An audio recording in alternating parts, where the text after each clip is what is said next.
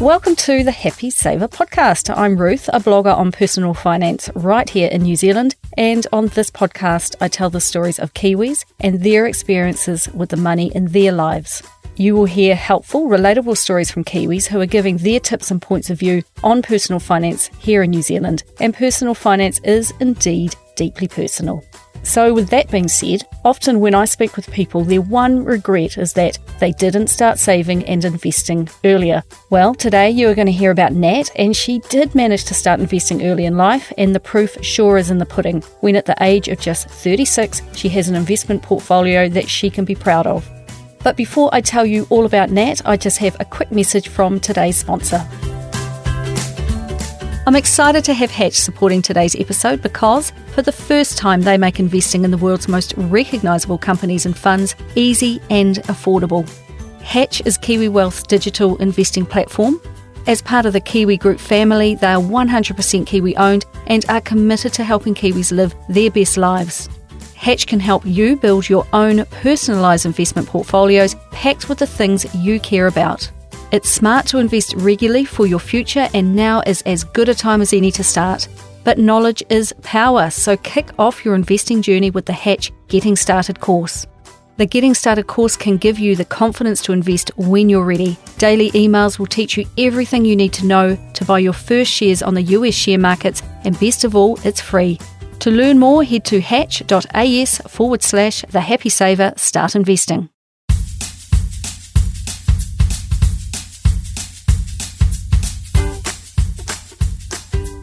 Now, Nat was raised all over the place, courtesy of having a dad who was in the Air Force, and his career took him and his family of 5, including Nat's mum and her 2 sisters. It took them to Wellington, to Christchurch, Auckland, Singapore, Alabama, London, and other places in between, and then all the way back to New Zealand again. She lived in rural places and then in cities, and change and variety were a constant theme. Her parents did a count up recently, and they'd worked out that they had lived in 25 different houses over 30 years. At one point, she attended 4 different schools in 4 years, so hers was a life of change and being repeatedly forced out of her comfort zone. She has nothing but wonderful things to say about her parents, who embraced this travelling lifestyle and the opportunity to see the world, and at every step along the way, they made sure their 3 girls were catered for, loved, and happy. She says that she could not have wanted for a better childhood and considers herself extremely privileged to say as much.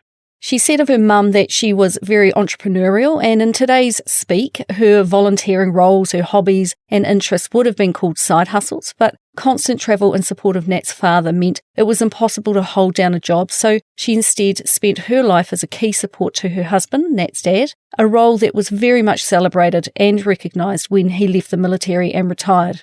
In this case, the expression, behind every great man is a great woman, is true, although probably more true is that she stood beside him and not behind, and they worked as a really good team.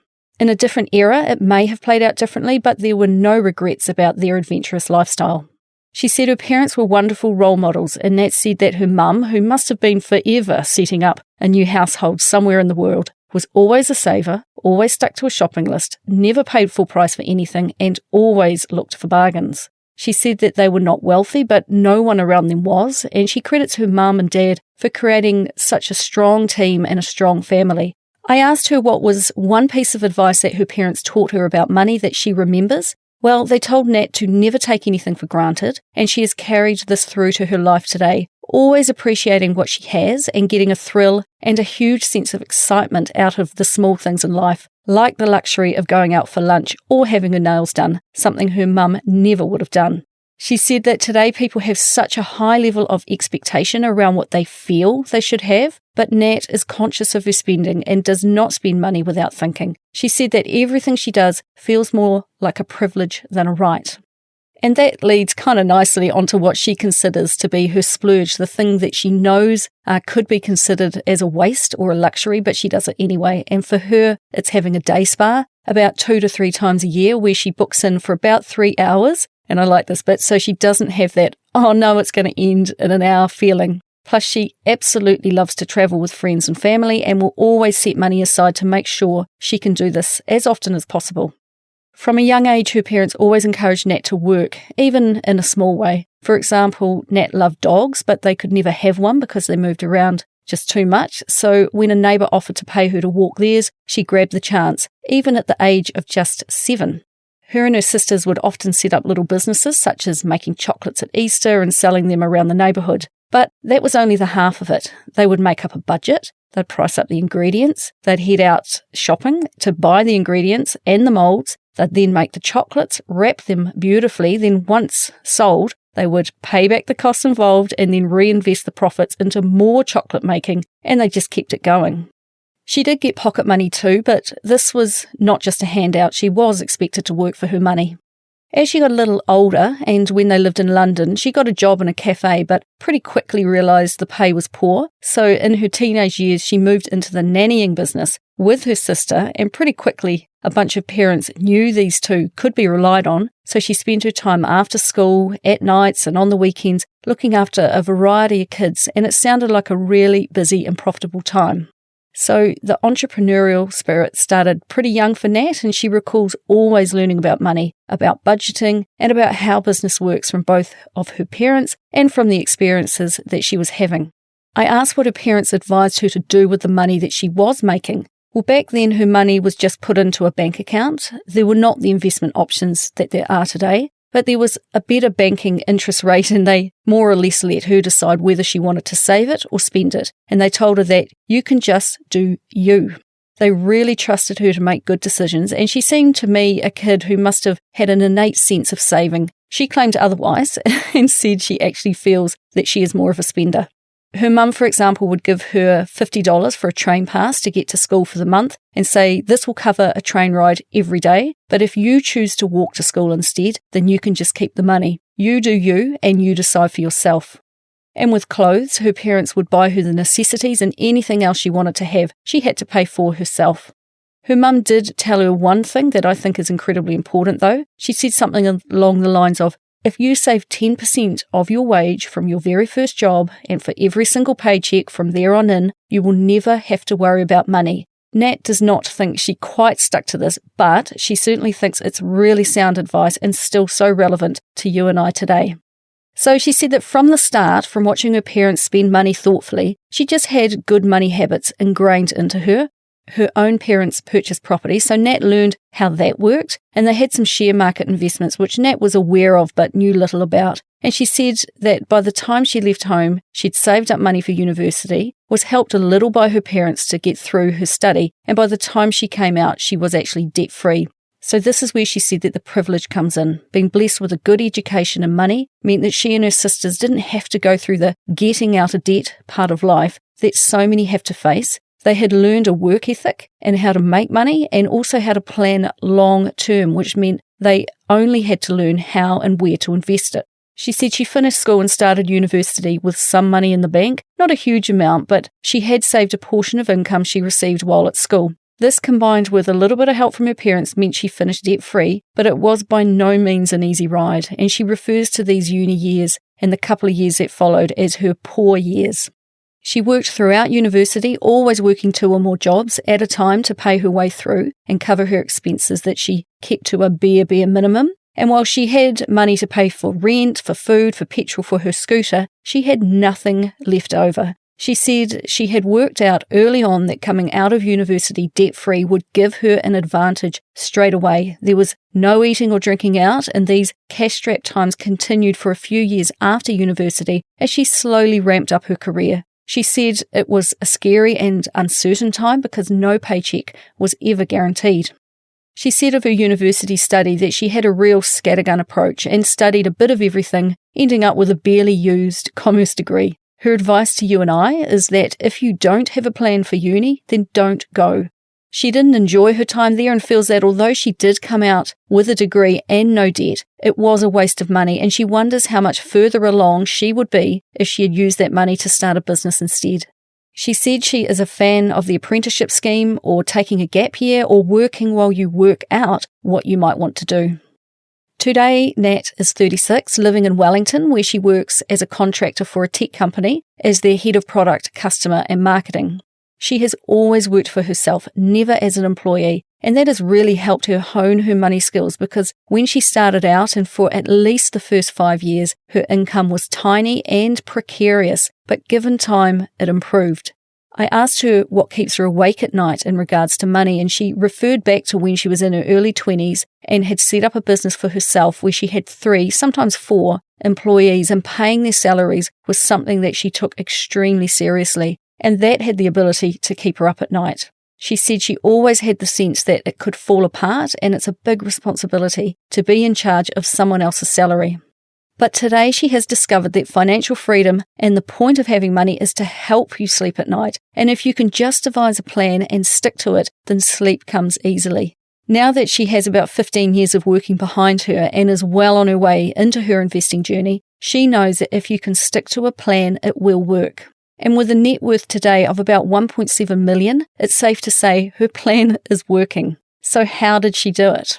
Like I said, she started her working life owing no money, and that is a huge boost right from the get-go. But it's achievable, and it can be replicated if we save a percentage of every dollar we make from the day we start earning. And if you are a parent listening to this, then this is what you need to be talking to your teenager about.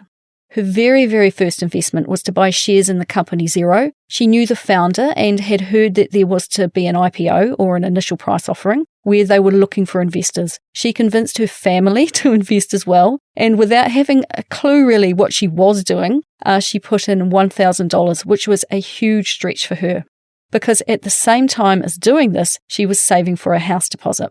At this point, she was about 24. It was about 2009. She was flatting. She was sick of her flatmates, and she was paying $200 a week, which was actually quite steep for Wellington at that time. She saved her heart out and purchased a 1-bedroom apartment in the Wellington CBD for $260,000. Now, this was a huge amount for an apartment, especially when she compared it with her sister, who at the same time bought a standalone whole house in Wellington for pretty much the same amount.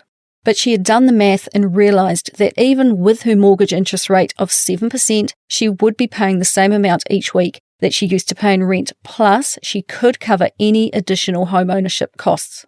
But she said it was terrifying making this purchase. It felt huge, but she moved into her own apartment, got to style it how she liked. It was across from her gym, downtown and close to bars, and her friends could join her for a drink before heading out for the night. She said she loved living by herself and loved that lifestyle for quite a few years while building up her business and her career along the way. And importantly, she started smashing her mortgage and aggressively paying it down to zero. And she offers that advice to anyone starting out. Get aggressive with your mortgage, particularly in those early years. She now owned her apartment outright, but after about 3 years, she reached a point where she wanted to move on. She tried to sell her apartment, hoping it would appeal to someone just like she was, someone wanting to get on the very first rung of the property ladder. But even though the value at the time had dropped, it just didn't sell. So enter stage left, a mortgage broker, a secret to her success, she says. And she would encourage you to find one that you like and that you trust to help you secure a home. So he has coached her well in how to structure her investment in housing, and he talked her into keeping this apartment, which she said she now rents out for fair rent to someone who does not want to buy a home, and she went out to find herself another house, which she now realises was the right decision to make. In about 2013, he helped her secure finance to buy a 3-bedroom house, also in Wellington, for which she paid $620,000. She talked with her friends and family about this move, and they were extremely supportive in helping her think it through and encouraged her to just take it step by step. All she could see was a huge debt for her as a single woman, and she just wanted to smash it. Now, this was also in the very early days of the Airbnb phenomenon, so she rented out the other 2 bedrooms to guests, and she got to control who came in and when. But she got over having one bathroom that she constantly had to share with strangers, and she got a bit sick of it and stopped after a couple of years. All the while, her income was climbing, and she paid as much towards her mortgage as she could afford. And during this time, although she was fully in control of this debt repayment, she was to receive a windfall from her parents, which really boosted her debt paydown. Her parents had decided that they wanted to pay it forward and see any future inheritance put to a good use now for their 3 children. And I'm sure that they could see that Nat had a really good control over her money and was careful with its use and not irresponsible. So therefore they gifted her $250,000, which she put towards her mortgage. She now, in 2020, also owns this home debt-free, so that's 2 paid-for properties. Once again, she stressed how important she feels it is, in her words, to smash your mortgage. Going back to around 2010, and as the debt decreased on her home, she started turning her attention to investing in something other than housing. She invested in building up her own contracting business, as that was providing a steady income, and she also found Smartshares ETFs for the very first time. And she just started to dabble, just in a small way, learning as she went and operating, she said, on just blind faith that it was the right path for her. So when I asked her what her greatest financial flop might have been, it took a bit of thinking. She had wins and losses with individual shares when she invested in some companies without paying enough attention. And those Xero shares I mentioned, she has very few regrets, but one of them was to sell out of those shares, which she now thinks was a huge shame. But it was also a lesson learned. So her main regret was the same as many other people I've spoken with, and that was that she didn't start earlier. But in fairness to her, I don't think the ability was there for a teenager to start investing back then. Not like it is these days, with lots of easy-to-access platforms available with little or no barriers to entry. I went on to ask her who her KiwiSaver was with and how much she had in it, but the answer surprised me because she didn't know much about her fund. She said she's in a Nikko Asset Management Growth Fund, but is unsure of the balance, and said she signed up to them because the first year was fee-free and that she should probably take a closer look at it. So how come she knew so little, I wondered? Because she has always worked for herself. She has never received any employer contributions into her fund, but she has consistently put in $1,042 into her fund as a lump sum each year, which ensures she always gets the government contribution of $521. But she said that selling out of Xero too soon taught her something, and that is not to follow your investments too closely, because what they need is to be left to have time in the market without any meddling. She won't have access to this KiwiSaver money for many, many years yet, so she is just leaving it alone. And she also firmly believes in dollar cost averaging, and she just pays her set amounts into her investments on a particular date each week or month and pays no attention to the highs and the lows of the market. Now, I spoke to her in early March, just when the share market was starting to get volatile, but nope, she was not swayed and it was just business as usual. Her advice to you and I is to just join KiwiSaver, particularly if you are an employee. But if you're an independent contractor, make sure you pay into your KiwiSaver yourself. No excuses, she said. And because she loves the tech industry, 1 or 2 years ago she could see the potential in Tesla, so she started purchasing their stock. She really believes in their vision and the change they have had and will continue to make to the world, so she is pleased to have purchased some of them. And when I asked her the question, if I gave you $10,000 right now, what would you do with it? She said that she would buy more Tesla shares. She looks at things like Tesla and thinks, will I regret it if I don't invest in this? And even though she is sometimes fearful, her fear of missing out is much higher than her fear of loss. She also invests in the Punakaiki Fund, a fund that invests in New Zealand-based tech companies who are growing quickly and are looking for funding from retail investors. It's very high risk with the potential of high returns, but also of large losses, and it fits with Nat's philosophy of supporting up-and-coming companies. She started to learn and investigate the US share market, and that got her excited as she found it more interesting than the New Zealand share market. And now she has sold out of many of her international Smartshares funds, but she has retained the Kiwi ones and is investing via Hatch into the American market, into the likes of Berkshire Hathaway, Europe funds, and the US 500. If she was going to put some percentages on things, because I made her, she would say that her share portfolio is split 80% into funds, of which she includes her Berkshire Hathaway shares because they are so diversified already. She's got 2% in Punakaiki, and the rest is split across a couple of companies such as Tesla and others. And she finds these companies really interesting to follow, and the part about investing that really keeps her excited. Very recently, she has taken on one more investment. She has bought a half share in a house with one of her sisters. They've purchased this with 100% finance, and each has taken on a $330,000 mortgage. Now, this is a very new investment, and she said she broke all the rules by not having any legal agreement signed up. But she said the two of them are extremely close, have always talked money together, and there have been multiple opportunities in the past for things to go wrong, but they never have. So she is feeling pretty comfortable. At any point, Nat could pay this debt off faster. She said that her gut instinct tells her to do this because her debt is independent of her sister. But she said that this time she may hold off as the rent does fully cover the mortgage repayments, and the two of them are also setting aside additional money as a buffer to cover any unexpected events. So for the time being, she likes the thought of not having to put any money into it and instead pushing that money into her share investments. But it's early days yet, and it will be interesting to see how this debt-slashing diva goes with having a bit of debt hanging around. With her net worth being about $1.7 million, she estimates that her share investments probably make up $300,000 to $400,000 of that amount, which is kind of vague, I thought. Well, here's the thing. Nat is not a tracker of things. There are no spreadsheets with everything noted down, but there is still a plan. And when I asked her what were her three main financial habits, the things that she just automatically does, well, she told me the following. When she receives any income from whatever source, she immediately pulls some off the top for paying her taxes. As a self-employed person, this is her responsibility, and she makes sure she always calculates the correct amount so there are no surprises. She then puts enough money aside to pay her business credit card off in full, and she tops up that account for any upcoming expenses. She then splits the remaining money two ways. Firstly, she pays into her investments, and then finally, she pays herself a weekly salary, which amounts to about $54,000 a year. There are no hard and fast numbers on this. She has enough money coming in, well over $100,000 a year from her business, from her rental properties, from her share investments, to implement her strategy of paying your future self first. She learned in her early 20s that the biggest thing with money is the freedom it gives you and the ability it gives you to make a choice over your own life. For others, it might be that they have to stick with a bad job because they need the money it generates.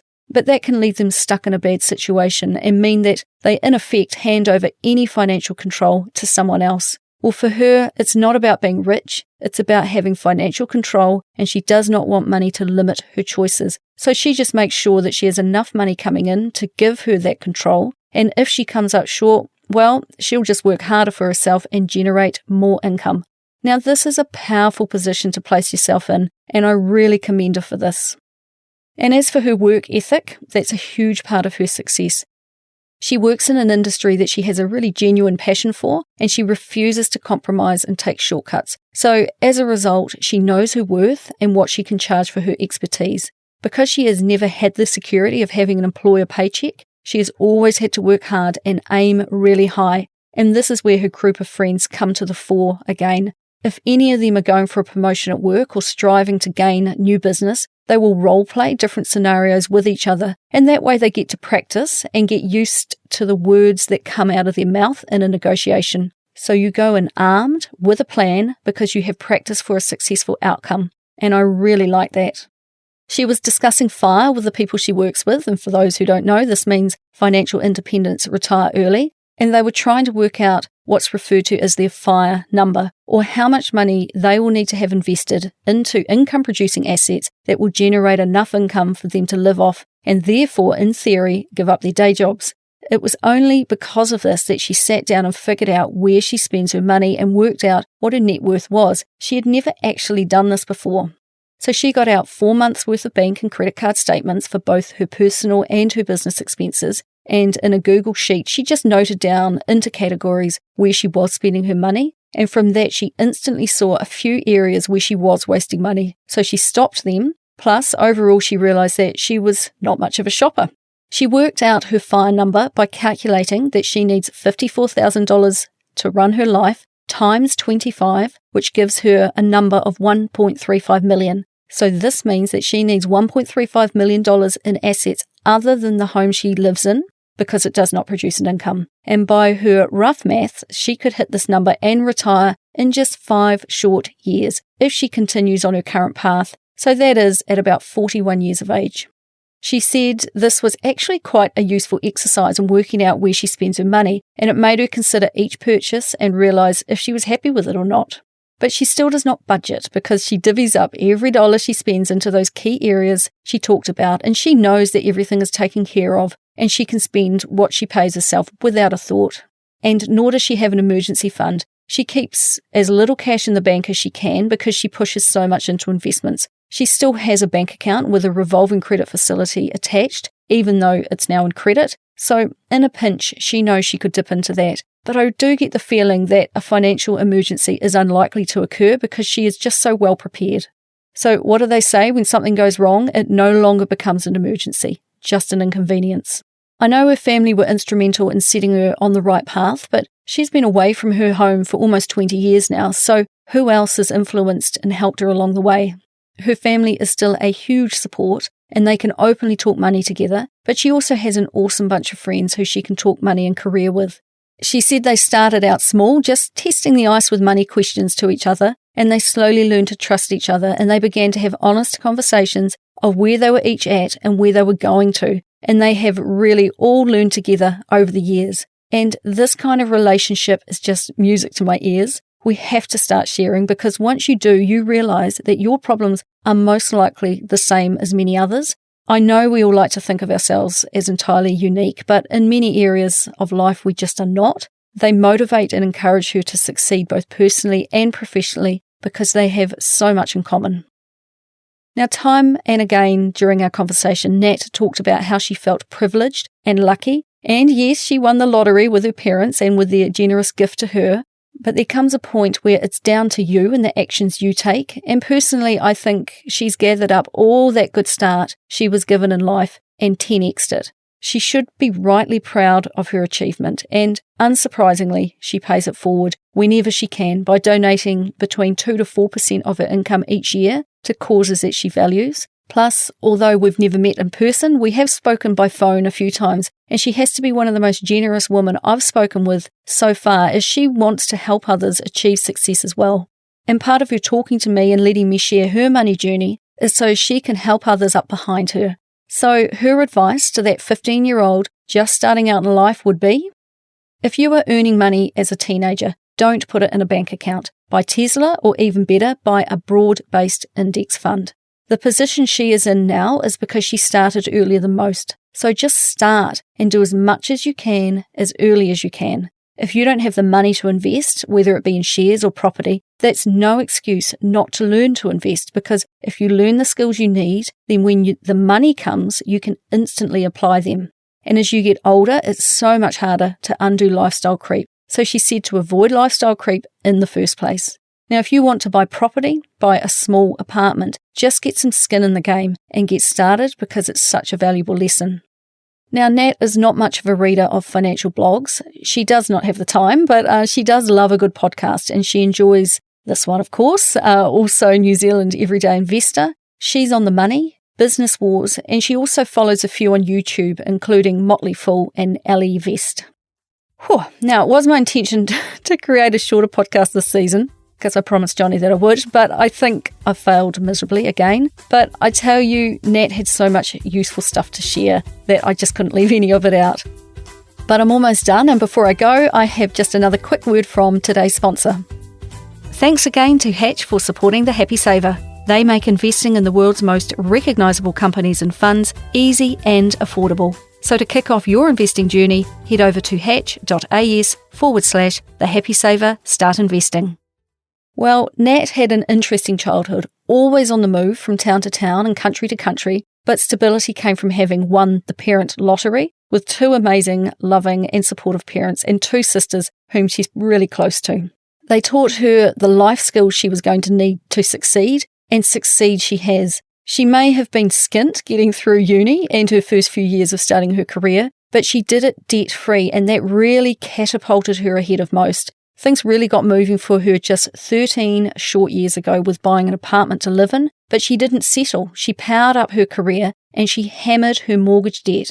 And this led her to her next home, and then when she realised she needed to diversify, it led her into the share market. All the while she lived the phrase, a part of all you earn is yours to keep, and she always invested first and paid herself second. And for 13 years, it's been her consistent approach, meaning that she does not have to watch her money like a hawk. She just has to trust in the system she's implemented. And I think she should serve as an inspiration to any single woman or man out there that if you develop a sound strategy and stick with it over the long term, you will succeed. She takes care of her day-to-day needs while setting money aside for her future. And finally, I think it's fitting to finish and leave you with Nat's money elevator pitch. a sentence that would sum up her approach to money, and it's simply, live my best life now and later. Well, I thought I was done, but I spoke to Nat early in March 2020, and we all know what happened in late March, right? Who could have guessed that we would be in the midst of a global pandemic? So I rang her back up at the start of April and I asked her how she is doing. Well, nothing much has changed. She has her plan and she is still sticking with it, of course. 80-odd% of her portfolio is still in index funds, the remaining 20-ish is in individual shares, and she has taken a little sliver of that for some more speculative investments, such as Air New Zealand, Shopify, and a cruise line company. She is taking advantage of companies she's interested in anyway, but they are just a lot cheaper to buy at the moment. She said that these are not a gamble as such, but it's as close as she is likely to get to one. Some of her portfolios are still green or still in positive territory, because she has been investing for a number of years now and they are still sitting well above what she started out at. So all in all, she is pretty nonchalant and not feeling rattled by this at all. Her thoughts are, who knows if we will have this opportunity to buy so cheaply again. This could be our chance of a lifetime opportunity to buy.